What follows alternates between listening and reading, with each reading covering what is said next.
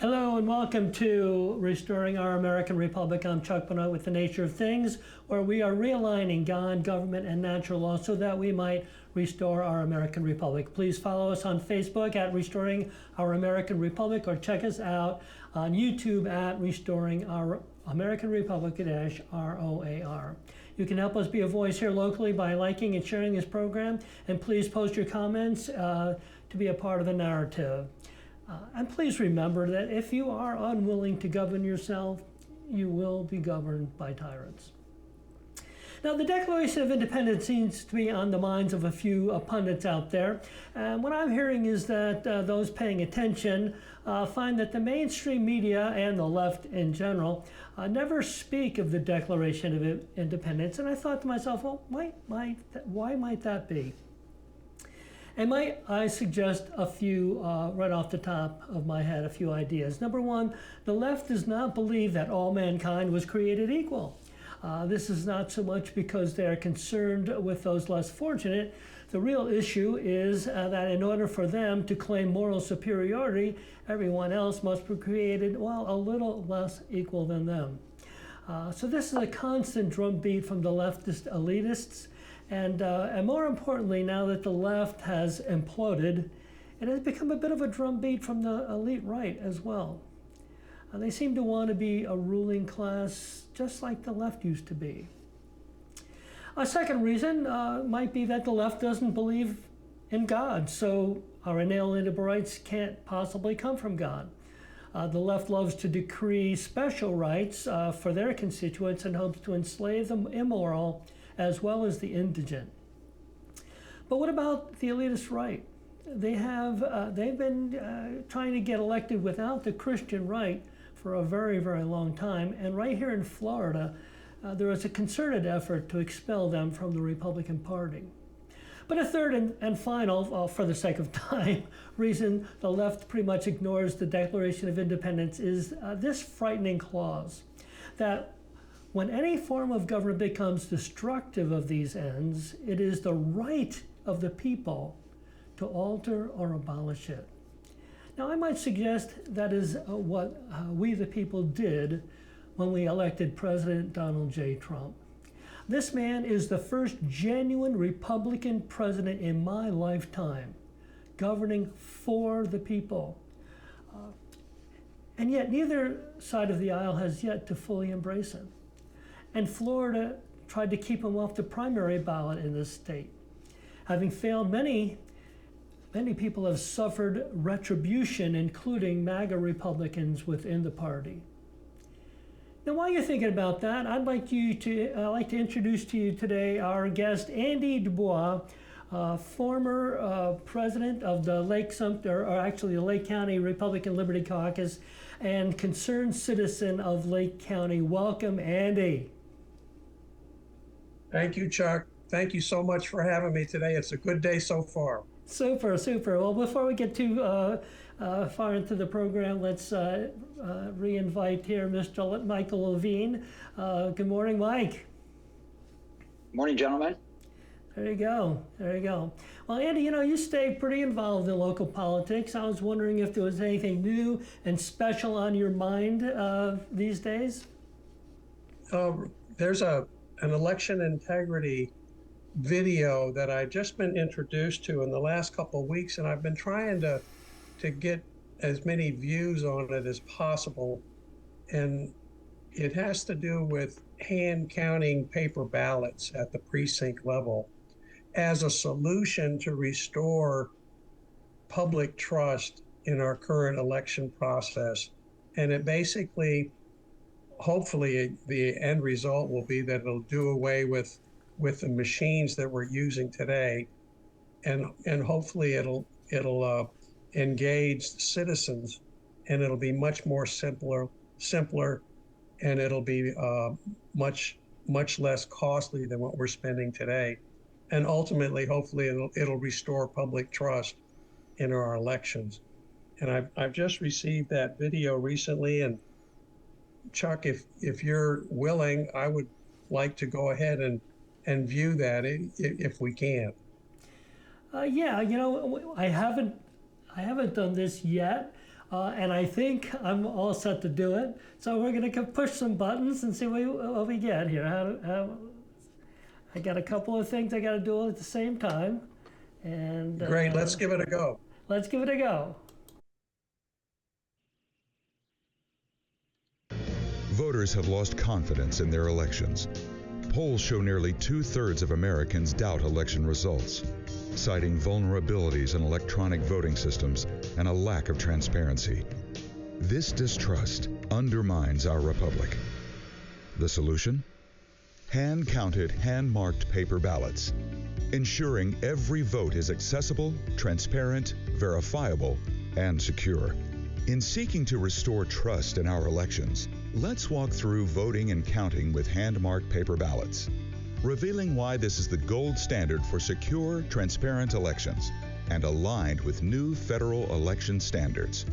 On March 25, 2025, President Trump signed an executive order to strengthen election integrity. This order requires proof of citizenship and ID for voter registration, ensuring only U.S. citizens can vote. Hi, Shelby. Here's your ballot and your pen, and here's instructions. After receiving a ballot from polling personnel, the voter completes on their own. All right, thank you so much. Thank you. The voter's privacy must be maintained, as required by most state statutes. Once completed, the voter seals their ballot and drops into a ballot box. Due to recent voting system certification standards set by the executive order, many electronic voting machines, untested or uncertified, will likely not be ready for the 2026 midterms. This means a departure from all systems reliant on counting votes in secret, and a return to the gold standard of hand-counted, hand-marked paper ballots, critical to safe, secure elections where everyone trusts the results. Upon closing the polls, election judges observed by the public open the ballot boxes. Ballots are sorted into batches of 25. If ballots have security features, workers verify them. Transparency is key. A simple overhead camera records the count, making it possible to confirm results later. There are many ways to count votes. Today we will demonstrate just two: the gold standard tally method and the A-countable dotting method. Both ensure accessibility, transparency, verifiability, and security. The tally method uses a bipartisan team of 2 callers and 2 talliers. Callers take a stack of 25 ballots and read off a race, calling out the name of the candidate on each ballot. Talliers mark blue slashes on a numbered tally sheet and then match their ending numbers for each candidate at the end of the batch. If counts match, they switch to a red pen for the next batch of 25, and the process is repeated. Janet. Daniel. Janet. Notice that the tone of the caller's voice changes, or there is a brief pause when a different candidate is called. This helps to keep talliers on track. Reconciliation is important. If talliers' counts differ, they immediately recount the same stack of ballots, marking opposite direction slashes. If a third recount is required, they fill in the numbered box on the tally sheet with ink. Recounting does not happen often, as errors are rare and quickly addressed, unlike a machine count where errors are hidden and corrections become controversial. This method can be easily used with almost any existing ballot styles. All you need is people, paper, and pens. Testing has repeatedly shown that a 4-person team can count 250 ballots with 11 races in roughly 3 hours. Another approach is the A-countable method, where numbers instead of names are called out and optional layers of security and transparency are put in place. These could be applied to other hand tabulation methods as well. First, a caller takes a ballot and then clearly announces the numbers associated with the choices. As the caller announces the choices, 2 counters are listening for the numbers called and recording the corresponding vote by dotting the box with a marker on the tally sheet. A second caller listens and visually confirms the caller is accurately announcing the correct candidate. This method employs large, visible spots for marking, ensuring clarity for participants, observers, and overhead cameras. Note the numbers in each box on the tally sheet, which further helps minimize errors. After the batch is complete, the talliers total up the number of dots in each column. then write those totals at the bottom. The two talliers compare their numbers to make sure they match. If their totals don't align, they review the race in question, marking any correction in red. The unique design of the tally sheet enables rapid error detection and real-time corrections, eliminating the need for a full ballot recount. This method also creates a paper-based report similar to a cast vote record for each ballot option, ensuring exceptional auditability. Regardless of which method is used, final results are verified by the voting location manager, who signs the results page. This procedure should be recorded by overhead camera, and the final results scanned to PDF. All participants in this procedure should receive their own copy of this document with another sent to the county, and a public copy posted on the precinct door. This redundancy results in multiple layers of unprecedented transparency and verifiability. When people trust their elections, they accept and defend the results. As clearly evidenced, there are reliable solutions to hand-counting hand-marked paper ballots. Hand counting was done successfully for many decades, and we can do it again with modern methods of accountability. The process is simple, inexpensive, and engages the electorate. Elections for the people, by the people.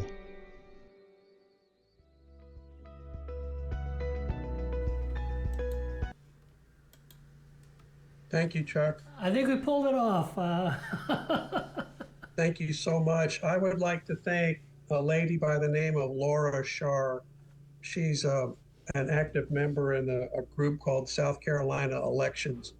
And those folks up there for the last 3 to 4 years, have been working on election integrity and moving us towards eliminating the machines and being able to hand count hand-marked paper ballots. There you go. So it seems like I recall you actually kind of modeling this at one of our events not too long ago. Maybe it was the. Yeah. Go ahead. Yes, we've had another video, a 4-minute video that's been on our website for the Republican Liberty Caucus of Lake County. Okay. And that video we put together in a response. It uses the dotting method on the tally sheets, and it's a demonstration as well of hand counting paper ballots. It's very similar to the one we just saw when they were referencing the dotting method, Right. Yeah. using those tally sheets. So where are we with that? Mike, first of all, do you have any thoughts? I mean, I think you were around when we did that test. It was last year sometime. Well, this is all about the will of the legislature and all about the will of the governor, because believe me, election reform groups around the state of Florida have been, the amount of evidence that's been presented to our legislators and our executive branch in Florida has been substantial. And as I'm sure Andy will agree, the legislature chips around the edges of this issue and really never delivers the golden goose, let's just say. And then again, you get, you get Senator Scott and Governor DeSantis walking around telling everybody that Florida is the gold standard for pretty much everything, but specifically elections, right? And I think that Andy and I would agree that that's not true. So, and again, you've got to keep beating the drum, but the problem is that on election reform issues, as well as so many other issues, the grassroots just get stiff-armed by the legislature and the executive branch here in Florida, Chuck. There you go. So do you have any thoughts on that, Andy? That's absolutely correct. The Republican Liberty Caucus of Florida, for example, 3 sessions in a row has had 10 to 12 election integrity bills that have not been able to be heard. They haven't been able to be passed through committees, and it's been blocked by leadership, both in the Florida House and also in the Senate. And it's been very disappointing. And the tell for me is that the elected officials, starting with the supervisors of elections in each county, as well as the leadership in Tallahassee, have blocked any movement at all. They're okay with the machine systems, even when issues are brought forward. They're okay with having third parties manage our voter rolls.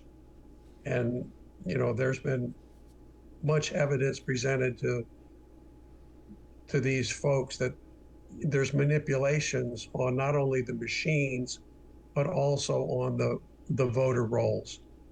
And those two things are being protected by the establishment, by the status quo, by the current electeds in our county and in our state.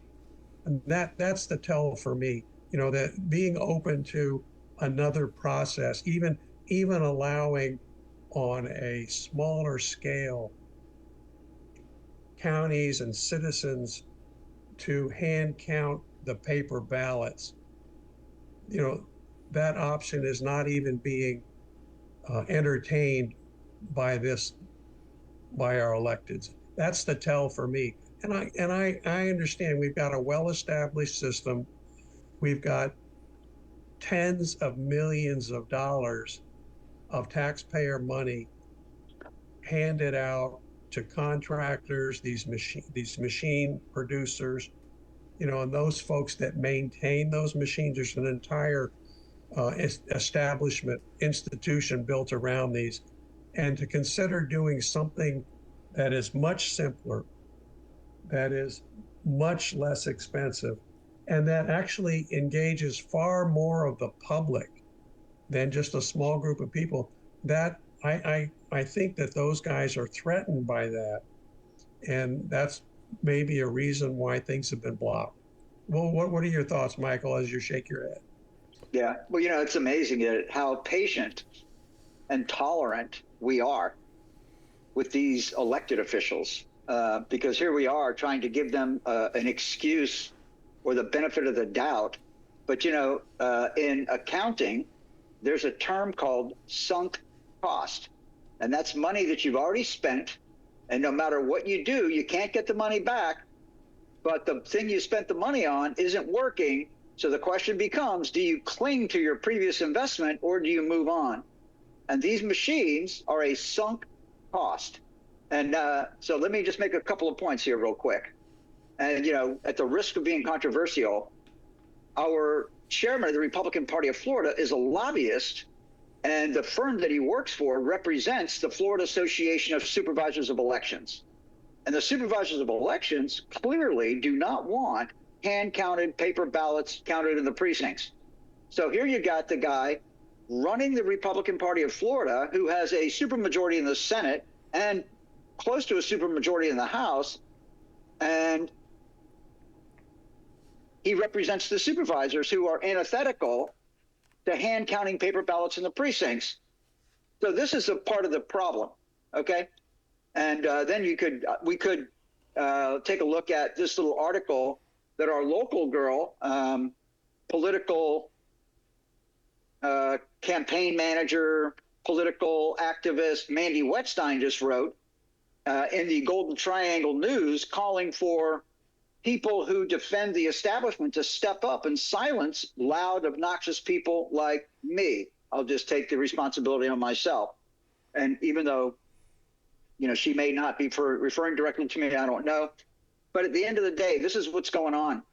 So it just goes to show you that from the local level here in Lake County, all the way to the top of the food chain, considering the top of the food chain to be the state of Florida, the governor's mansion,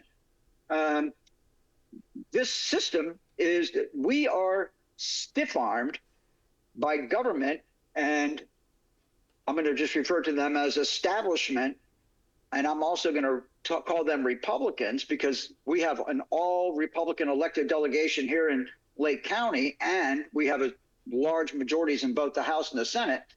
So, yeah, I think that they're becoming a little threatened by what we're doing, because what we're doing is right. We want we want representatives to work for us. It is a representative form of government, and they have an obligation to represent our interests because we are voters and constituents, and they refuse to do that. They stiff arm us on not just election reform legislation, but everything else also, Andy. Agreed. You're absolutely correct. You know, and I mentioned earlier, this is a very simple, inexpensive, and it engages the public.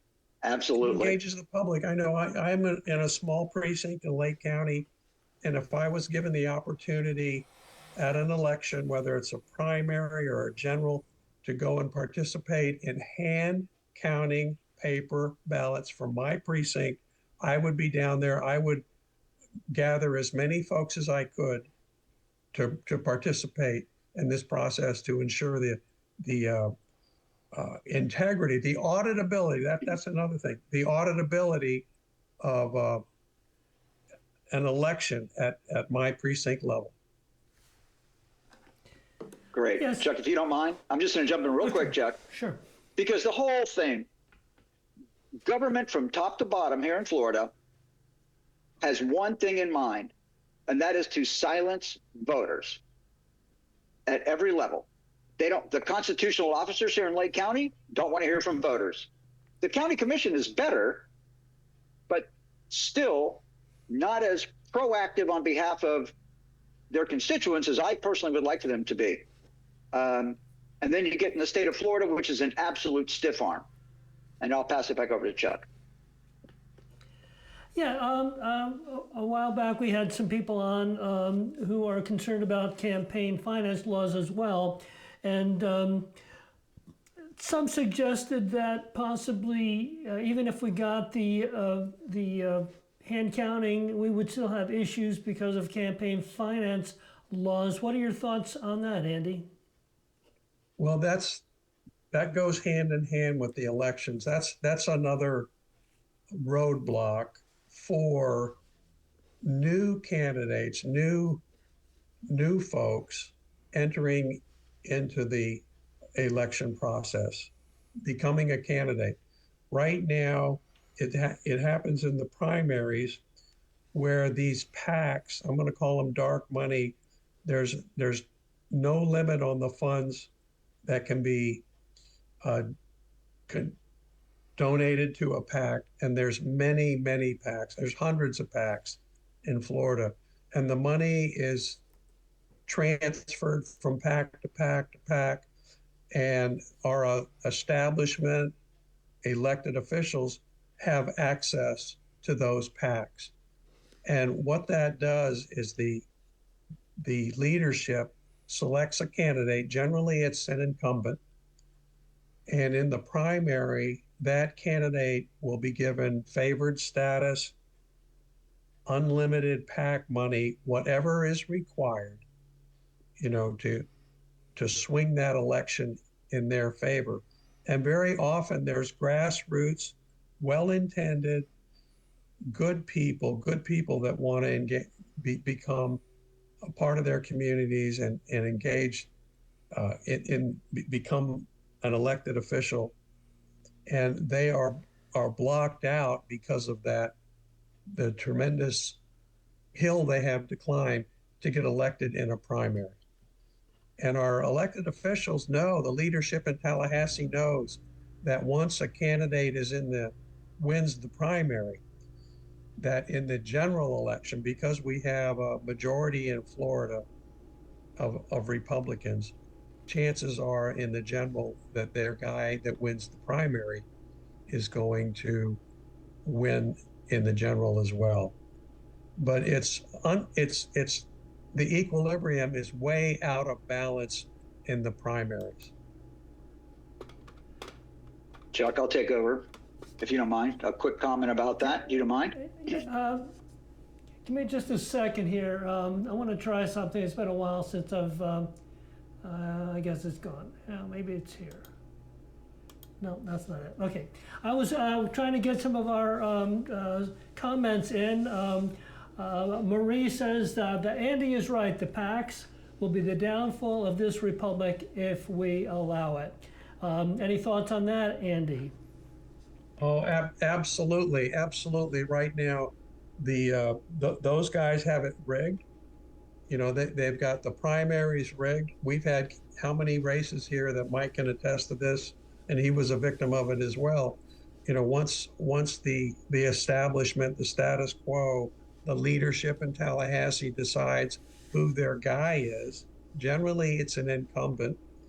Once they figure out who that is, that through the PAC money, through the dark money, you know, their campaign is funded whatever financial resources necessary to overcome any grassroots candidates that may be in the race. There you go. I'm sorry, Mike. And additionally, the way the political parties are set up in Florida, it empowers the political parties to set rules for us, people at the local Republican Executive Committee level, that is completely different for rules for them. So the big question there becomes the loyalty oath. So they send representatives to back up our local county chairman because he can't handle it on his own. So they send down state reps to scold Republican Executive Committee members and tell us absolutely that we will have nothing to do with supporting one Republican over another in a primary, both personally and in your role as an Executive Committee member, while they pound our mailboxes with hundreds of thousands of dollars of hit mail against Republicans in primaries who are in favor of the candidates that they prefer, which is absolute hypocrisy. And I'm just going to go ahead and say it. It's corrupt. It is just absolute corrupt politics here in the state of Florida, Chuck. Yeah, well, I think we just have a couple of minutes left, and Andy, at the end of our little scroll, when you're on, we see that you're a member of the CSPOA. I was wondering if you could give us a little bit of information about that.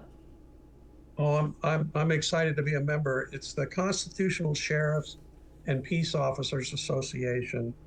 And for those that aren't aware, the sheriff is the supreme law enforcement officer in the county. And what that means in relation to the state and to the federal government is that the sheriff is actually in charge of each county. And if we have constitutional sheriffs engaged in our counties, that individual can halt overreach from the state, overreach from the federal government, and the SP,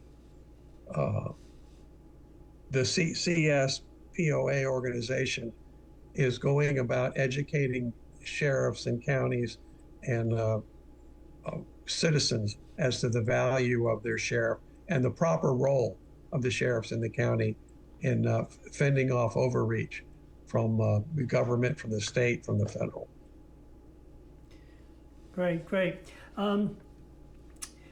You were also mentioned that you were at another event over the weekend, the Reclaim campaign. I was wondering if you, just a couple of minutes, we're right here at the end. What happened at the Reclaim that was most exciting for you? Oh, it's a coalition of many organizations, many grassroots organizations sprinkled across our state. And there was about 250 people that attended. It was a 6-hour event, 7-hour event. And I learned much of what's going on in faith groups, citizens across our state. Election integrity was a huge issue. The other issue was what we just talked about, campaign finance reform, which has been blocked for many, many sessions, in our state. And we're hoping that eventually we can get enough movement to get some reforms, not only in our election process, but also in the campaign finance reform. And one other thing I'd like to close with is that, unfortunately, what enables the current status quo folks to win in primaries is the fact that many times these primary elections only have 18, 20% turnout.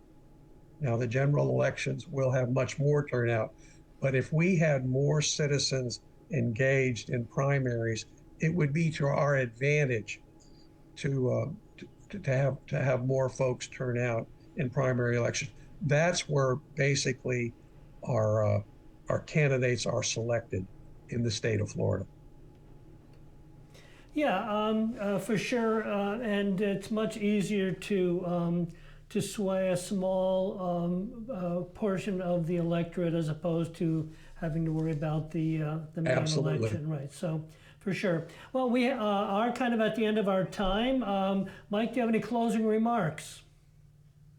It's always great to be here with you, Chuck, and with Andy Dubois. You guys are a breath of fresh air in what can sometimes be perceived as a rough and tumble world. So every time I have a chance to spend with great patriots like you, it's a blessing for me, Chuck. Great, great, great. Well, with that, I think I'd like to bring our little event to a close. I've got one little problem here that I've got to clear up. There we go. And so I'm going to say, my little button is always a little slow for this one, but thanks again for tuning in to our twice weekly live stream. And remember, as Andy was mentioning, if you're unwilling to govern yourself, and that includes voting in a primary, then you will be governed by tyrants. So until next time, God bless you, God bless President Donald J. Trump, and God bless America. Thank you.